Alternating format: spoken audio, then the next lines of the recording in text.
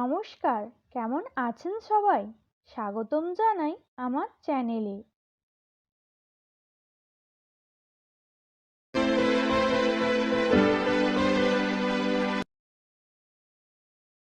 আপনাদের কাছে আমার একটাই অভিযোগ, আপনারা ভিডিও তো দেখেন, কিন্তু লাইক, শেয়ার এবং সাবস্ক্রাইব করতে ভুলে যান। আপনাদের একটা লাইক আমার ভিডিও করার ইচ্ছে কয়েক গুণ বাড়িয়ে দেয়। রসুনের চেয়েও আদার খোসা ছাড়ানো বেশি সমস্যাজনক। ছুরি দিয়েও অনেক সময় আদার খোসা ছাড়ানো মুশকিল হয়।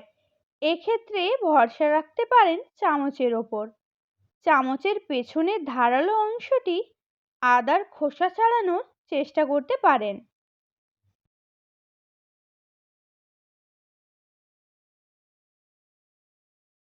খোসা ছাড়ানোর এটি একটি অত্যন্ত সহজ উপায়। একটি বাটিতে হালকা গরম জল নিয়ে রসুনের কোয়াগুলি তার মধ্যে মিনিট 10 ভিজিয়ে রাখুন। কিছুক্ষণ পর দেখবেন জল থেকে তুলে হাত দিয়ে সামান্য ঘষলেই খুব সহজে খোসা ছাড়িয়ে ফেলা যাচ্ছে। তাছাড়া রসুন ছাড়ানোর সময় হাত চটচটে হয়ে যায়।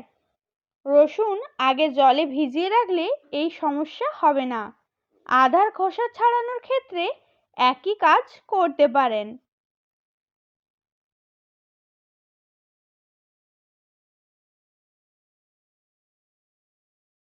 একসঙ্গে অনেক রসুনের খোসা ছাড়াতে এই পদ্ধতি অবলম্বন করতে পারেন। ফ্রাইং প্যানে রসুনের কোয়াগুলি নিয়ে বেশ খানিকক্ষণ ধরে শুকনো খোলায় নেড়ে নিন। কিছুক্ষণ পর দেখবেন খোসাগুলি শুকনো হয়ে যাচ্ছে। রসুনগুলি শুকনো ঠান্ডা করে নিলে দেখবেন খোসা ছাড়িয়ে ফেলা সহজ হয়ে যাবে।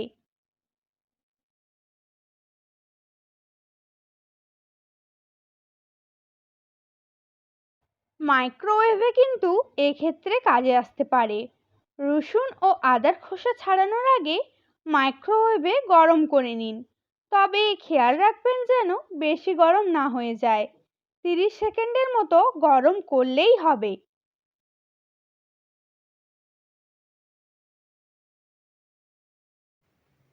Thank you for watching. Please like, comment, share and subscribe.